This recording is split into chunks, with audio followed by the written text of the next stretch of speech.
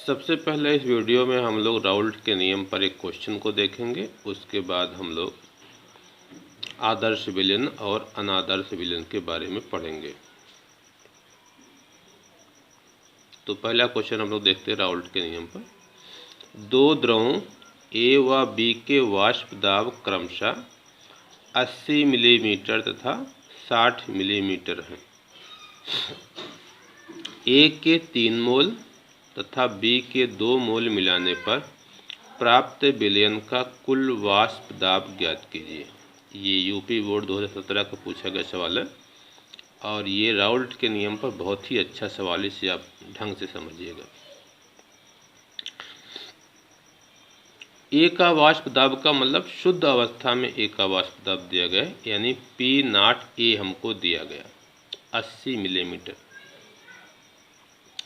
B का वाष्प दाब का मतलब शुद्ध अवस्था में बी का वाष्प दाब दिया गया है, मतलब B0 ए दिया गया है 60 मिलीमीटर। ए के 3 मोल, बी के 2 मोल। तो अगर हम एन ए का मतलब ए के मोलों की संख्या होती है 3 हो गया, और एन बी बराबर बी के मोलों की संख्या मतलब 2 हो गया। यक्स ए का मतलब ए का मोल प्रभाज। तो ए का मोल प्रभाज क्या होगा? ए के मोलों की संख्या बटे ए के मोलों की संख्या धन बी के मोलों की संख्या। तो ए के मोलों की संख्या 3 है बटे ए के मोलों की संख्या 3 धन 2, तो 3 बटे 5 हो गया। एक्स बी बराबर हो गया एन बी बटे N A plus N B. B के मोलों की संख्या 2, ए के मोलों की संख्या 3 और बी के मोलों की संख्या 2। 2 बटे हो जाएगा 3 धन 2, 2 बटे 5।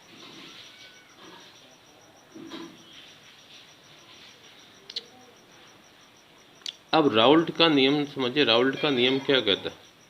राउल्ट के नियम के अनुसार कुल दाब क्या होता है? P बराबर PA0 XA plus PB0 XB होता है। ये फार्मूला आपको मैंने बताया है।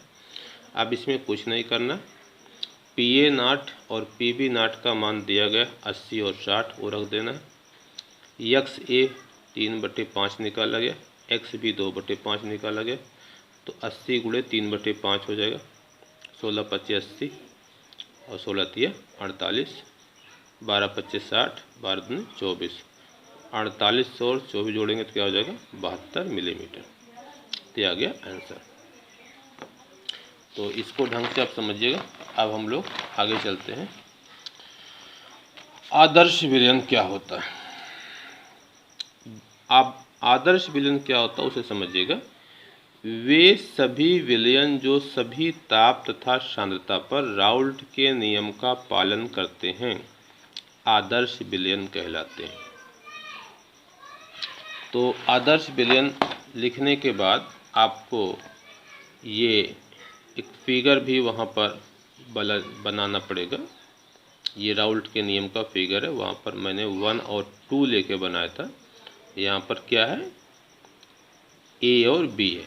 तो यहाँ पर देखिए, जो इस पर मैंने वाष्प दाब लिया है, इस पर मैंने मोल प्रभार लिया।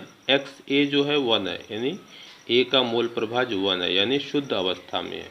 तो उस अवस्था में क्या होगा? वाष्प दाब ये क्या होगा? PA0 होगा।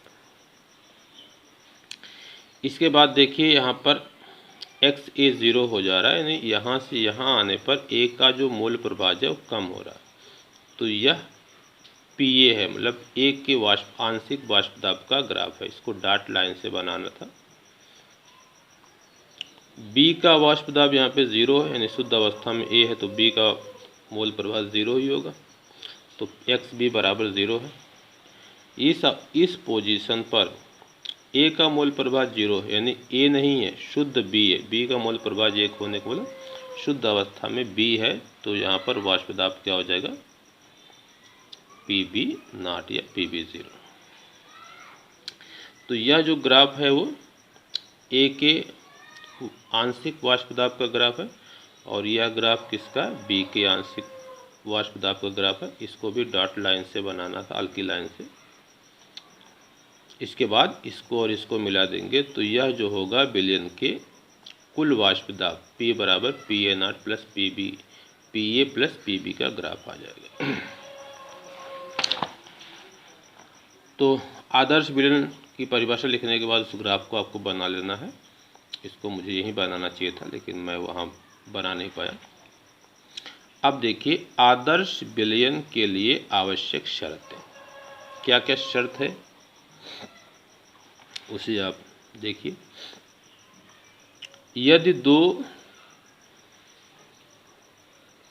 यदि विलयनों के दोनों अवयव ए तथा बी हो, यानी दो अवयव जो वाष्पशील हैं, हम लोग किस विलयन के बारे में पढ़ रहे हैं, जिसके दोनों अवयव यानी विलेय और विलायक दोनों क्या होते हैं, वाष्पशील होते हैं, तो उसी में आदर्श और अनादर्श विलयन को हम स्टडी करते हैं। यदि विलयन के दोनों अवयव ए और बी हों तो क्या कंडीशन होती है कि वो जो विलयन होता है वो आदर्श विलयन होता है। नंबर 1, यह राउल्ट के नियम का पालन करता है। आदर्श विलयन क्या होता है, राउल्ट के नियम का पालन करता है। तो राउल्ट का नियम क्या है, इसके बाद हम लिखेंगे अर्थात P बराबर PA0 XA plus PB0 XB। ये पहली कंडीशन है, पहली शर्त है। दूसरी, विलयन का आयतन दोनों अवयवों के आयतनों के योग के बराबर होता है। जैसे मतलब अल्कोहल है या पानी है या कोई भी दो, जैसे मैंने एग्जाम्पल में लास्ट में 4-5 एग्जाम्पल बताया है, बेंजीन और टॉलुइन। मैंने क्या ले लिया, 5 ml बेंजीन ले लिया, 5 ml टॉलुइन ले लिया और दोनों को एक बर्तन में मिला दिया। अब जो विलयन बना उसका आयतन कितना होगा, 10 ml होगा। यानी जो विलयन का आयतन है वह दोनों अवयवों के आयतनों के योग के बराबर होता है। बात समझ में आ रही। जिस पदार्थ को मिला के विलयन बनाया गया है उनके आयतनों को जोड़ने के बाद हमें क्या मिलेगा, विलयन का आयतन मिलेगा, और वह आयतन उन दोनों के आयतनों के योग के बिल्कुल बराबर होगा। यानी विलयन बनाने में आयतन ना तो कम होता है ना तो आयतन अधिक होता है। उसके नीचे अर्थात करके लिखेंगे, विलयन में आयतन परिवर्तन डेल्टा V विलयन बराबर क्या होगा, 0। डेल्टा कहाँ लगता है, जब किसी चीज़ में परिवर्तन होता है। V माने आयतन, V को आयतन से आयतन के लिए V लिखा जाता है, तो V डेल्टा V विलयन बराबर क्या हो जाएगा, 0। नंबर 3 देखिए, विलयन बनाने में ना तो ऊष्मा उत्सर्जित होती है, यहाँ पर होती है लिखना चाहिए था, और ना ही ऊष्मा का अवशोषण होता है। ऊष्मा ना तो निकलती है ना तो ऊष्मा अवशोषित होती है। और ऊष्मा जो होती है वो कुल ऊष्मा जानते हैं, कुल ऊष्मा को हम एंथैल्पी कहते हैं। तो ऊष्मा ना तो अवशोषित होती है ना तो शोषित होती है, अर्थात डेल्टा H विलयन बराबर क्या हो जाएगा, 0। जब हम विलयन बनाएंगे तो वह जो प्रक्रिया होगी ना तो ऊष्मा शोषी होगी ना तो ऊष्मा क्षेपी होगी। तो ऐसे विलयन को हम क्या कहेंगे, आदर्श विलयन। आदर्श विलयन बनाने में न तो ऊष्मा निकलती है न तो ऊष्मा का अवशोषण होता है। चौथी कंडीशन क्या है, विलयन में ए बी के बीच जो लगने वाला, मतलब ए के परमाणु और बी के परमाणु या ए के अणु बी के अणु के बीच लगने वाला बल ए के बीच लगने वाले बल तथा बी के बीच लगने वाले बल के बराबर होता है। अब जैसे यहाँ पर मैं आपको समझा देता हूँ, जैसे यह जो है कण है वो ए के कण है, यह पदार्थ ए है, द्रव ए है,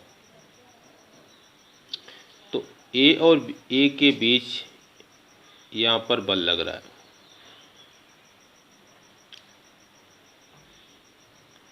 यह दूसरा बर्तन है, इसमें बी रखा हुआ है,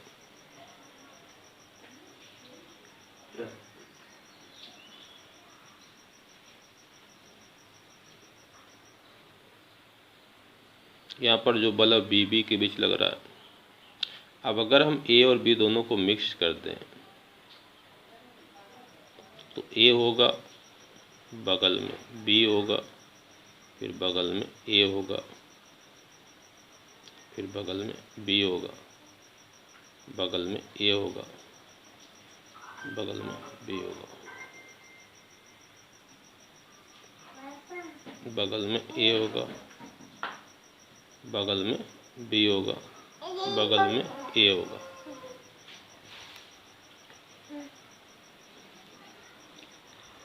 तो अगर ए बी के बीच लगने वाला बल और बी बी के बीच लगने वाला बल और ए के बीच लगने वाला बल बराबर होगा, तो जितनी दूरी यहाँ पर होगी उतनी दूरी यहाँ पर होगी और उतनी दूरी यहाँ पर होगी। यानी जब इनके बीच में बल बराबर काम करेगा तो जो कणों के बीच की दूरी है वो बराबर होगी, कणों के बीच की दूरी में कोई परिवर्तन नहीं होगा। मान लीजिए कि ए और बी के बीच लगने वाला बल अगर ज़्यादा मजबूत हो जाएगा तो ए और बी क्या होंगे, पास पास आ जाएंगे। जब इसके अवयवी कण पास पास आएंगे तो क्या होगा, आयतन घटेगा। लेकिन ए और बी के बीच लगने वाला बल अगर कमज़ोर हो गया तो कण दूर दूर हो जाएंगे, और जब दूर दूर हो जाएंगे तो विलयन बनाने के बाद आयतन क्या हो जाएगा, बढ़ जाएगा।